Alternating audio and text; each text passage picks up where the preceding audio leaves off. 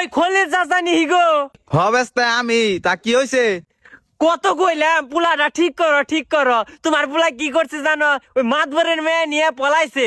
মাতবর তোমাকে গুয়া দে এত বড় খুঁটা দিব হন, দেখো নি। হাই হাই বেস্তে, এটা কি হইলো? হন তো আমার মাথায় বাড়ি, হন আমি কি করুম?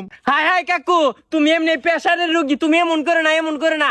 নও মাতবরের হাতে পায়ে ধরে কই গে তোমাকে যদি মাফ করে নয় এত বড় খুঁটা দিব গুয়া দে সেমকে বাঁচবা না। নও তাড়াতাড়ি নও। বুদ্ধি বেস্তে। ডেঞ্জারাস মাতবর। কি রে ডাবলু, বিকাল 4টা বাজে গেল, আমাদের মেয়ে স্কুল থেকে আহে না কে? কি যে উস্তাদ? মাতবর সাহেব। আরে রে খলিল মিয়া, তোমার কি হয়েছে? তুমি আমার পায়ে ধরো কে? মাতবর সাহেব, খলিল মিয়ার পুলাই কাম তো একটা ঘটিয়ে হালাইছে। কেরে রাসেল, খলিল মিয়ার পোলা আবার কি ঘটনা ঘটাইলো?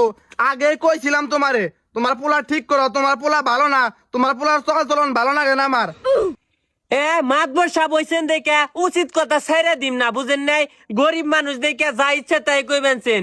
হের পুলার কি একলা দোষ? আমনের মেয়ে গেছে দেখে তো হের পুলাই নিছে। ওই কি কথা বলতা বলে একটু ক্লিয়ার করে রাখো। ক্লিয়ার করে আর কি গমু?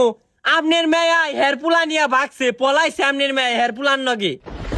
হাই রে হাই, কইলো কি রে আমার মাথায় বাড়ি? ওই ডাবলু খায়ের সাথে কাক্ষণের গুয়াতে ছাড়তে দে। হাই হাই, খলিল কাকু কোনে গেল গো? মাতবর সাহেব গুয়াতে দিলাম গো।